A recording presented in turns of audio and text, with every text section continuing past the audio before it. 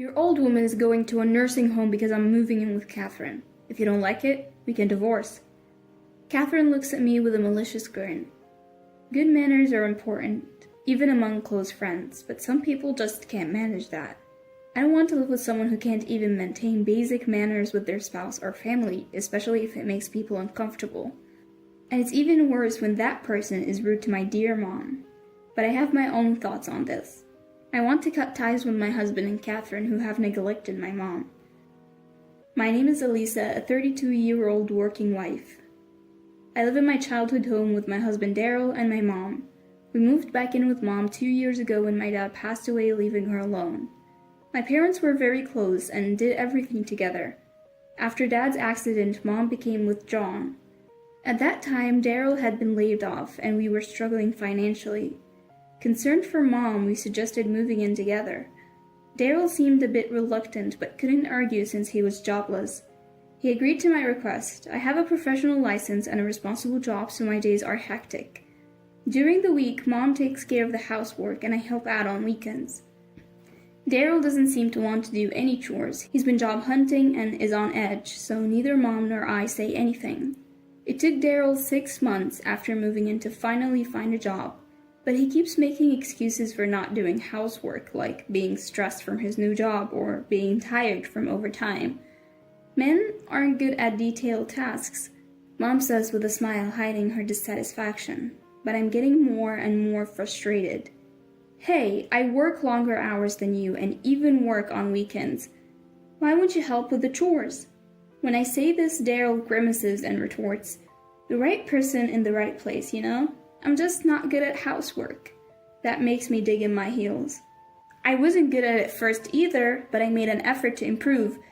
You don't even seem willing to try. The situation is different now. You learned housework when you had time. I am busy now. I can't be bothered with that. Daryl says this and goes to sleep, avoiding further discussion.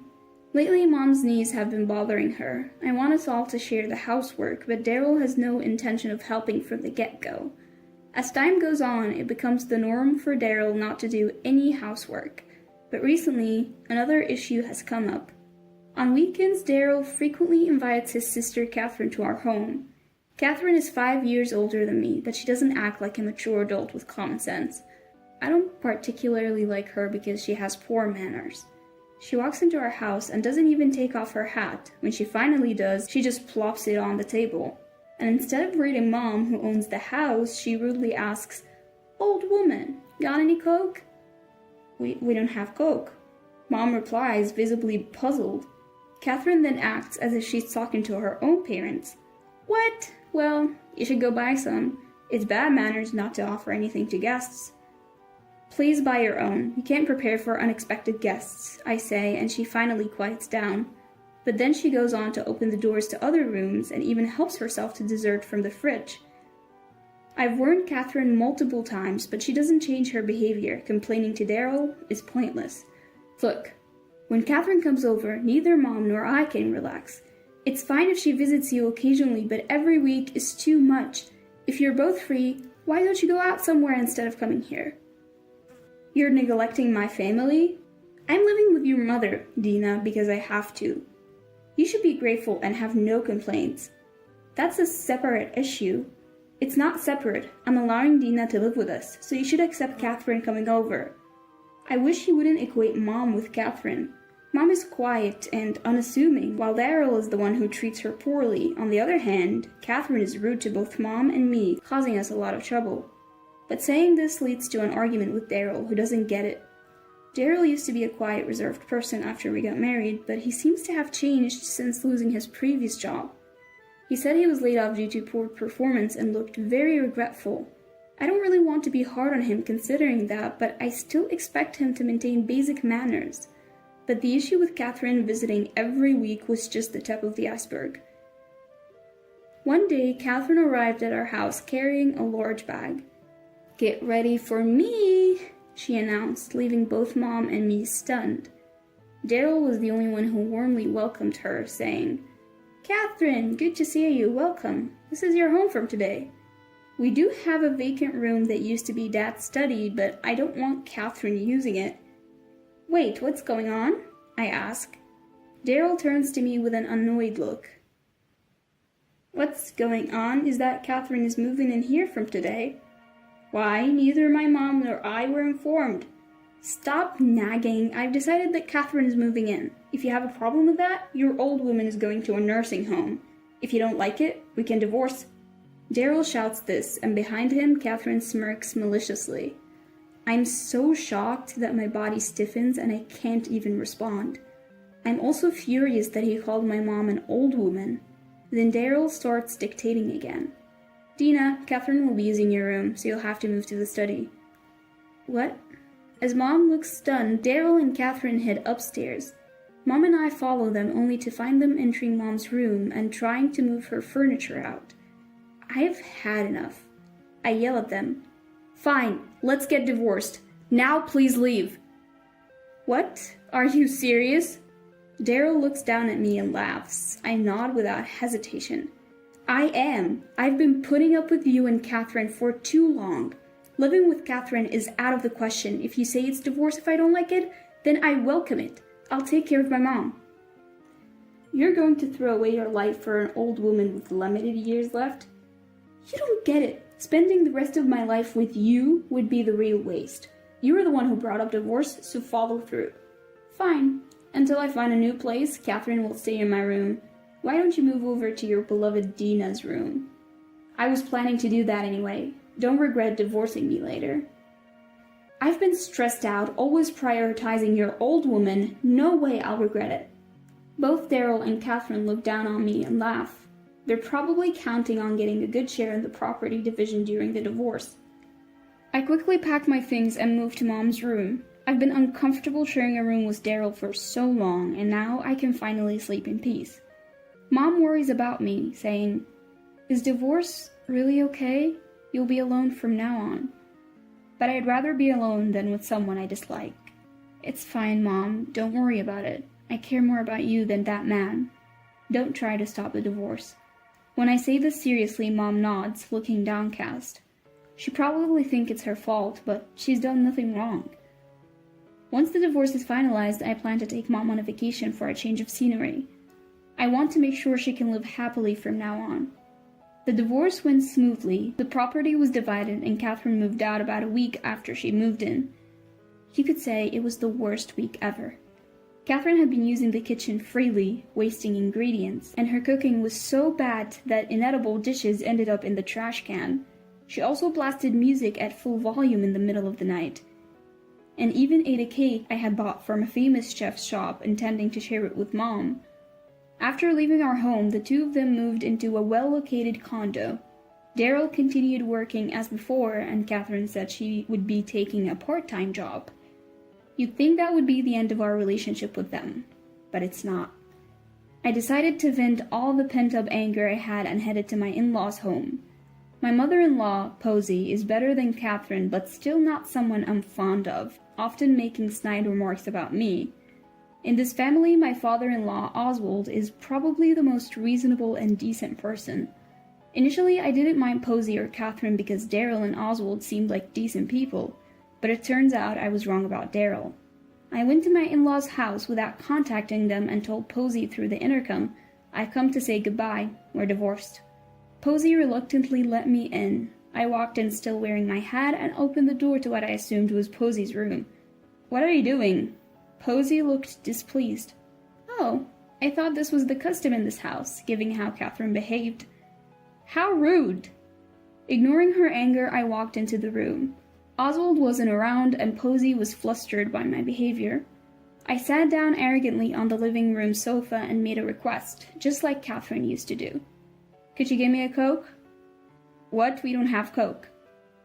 "Could you go buy some then? I'll be here, so you can just run to the store." "What is this? You came to apologize for the divorce, right?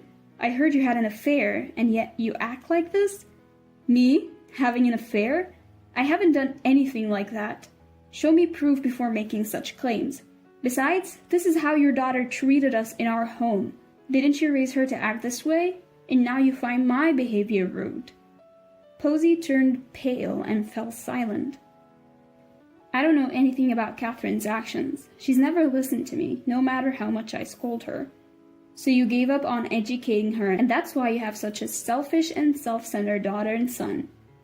Daryl is different. He's been quiet and never caused trouble for anyone. Then why would such a polite person bring his sister into our home without asking, and try to kick my mom out of her room? The reason we divorced is that Daryl told me if I didn't want to live with Catherine, then we should divorce. Where did this affair story come from? Posey looked confused and just stared at the ground. It seemed pointless to continue the conversation, so I stood up. Please tell your children not to behave like this in the future. I apologize for my rude behavior today. I said my piece and left. After that incident, my parents-in-law formally came to apologize. I told them, please apologize to Mom, and Oswald did so sincerely, even giving us compensation for the trouble. Mom was quite taken aback. I heard that Posey later called Daryl and Catherine to their home and scolded them. While Posey has often been inconsiderate, she's apparently not as bad as Catherine. My reenactment of Catherine's behavior must have made her realize something needed to change. Rumor has it that both parents gave their kids a good talking to. But it seems Daryl and Catherine's troubles didn't end there. I found out when Daryl called me sometime after Mom and I had moved. Hey Elisa, where are you? Why do I have to tell you? Because your house is up for sale. Daryl raised his voice, clearly frustrated. I repeated my question. So? Why do I need to tell you where I am? Oh, that's... He hesitated, finally grasping the point of my question. Because I still love you. What? I realized how much I missed you after you left. I regret how I acted. I was just putting on a show in front of Catherine. I really wanted to cherish you and Dina, but I've never been able to stand up to Catherine. No matter how much he claims to have changed, or how much he apologizes, or even professes his love, my heart remains unmoved.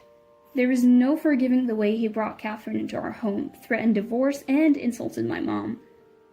I am not interested in how you feel. We're divorced. No matter how much you apologize or offer money, I will never remarry you. Don't say that. I've realized how important you and Dina are to me. I promise it won't happen again. Just give me one more chance. You're just struggling with someone to do the housework, aren't you? He groaned, confirming my suspicion. I just said something that came to mind, but it turned out to be true. Moreover, I can't believe that he asked me to get back together. You're the worst. Remember how you laughed when we talked about divorce? How you and Catherine looked down on Mom and me? Now the tables have turned. His attitude changed. You're getting cocky just because I'm being humble here. Weren't you supposed to be remorseful? Didn't Oswald and Posey educate you properly? Like, don't inconvenience others and apologize when you've done something wrong? It's you who should apologize. I heard you were rude to Mom. You lied and said Catherine did it. Both of us got scolded by Dad. I couldn't help but laugh at his childish remarks. Are you saying you've never been scolded by your dad so you can act this way? How old are you? Some people your age are already raising kids and teaching them the ways of the world. And here you are in your 30s talking like a teenager. You chose this life, didn't you? Stop blaming others and take responsibility. You're making fun of me, aren't you? If you can't understand what I'm saying, there's no point in talking to you. Don't contact me again. I immediately hung up the phone and blocked Daryl's number. After that, I only received notifications of missed calls, but I had no intention of answering them. Apparently, Daryl and Catherine moved into a condo, but neither of them did any housework, so it quickly turned into a hoarding mess. I heard they were even asked to leave by the condo owner due to the bad smell and Catherine's noisy behavior. They hastily hired a cleaning company, and although things improved for a while, their place soon reverted to its original messy state. That's why they reached out to me for help. Moreover, Catherine is a big spender. She used to rely on her boyfriend, but he broke up with her due to her outrageous behavior. I can't say I feel sorry for her. They're both struggling financially because Catherine was counting on Daryl's income and spending recklessly. After settling into my new place, I took a trip with my mom. She seemed down, thinking my divorce was her fault. Taking her to Hawaii lifted her spirits, and she smiled brightly for the first time in a while. As for the future, I'm not making any plans. I might remarry, or I might not. If I do, it will be with someone who has basic manners and values family. Otherwise, I'm fine staying single. I plan to continue working hard and taking good care of my mom.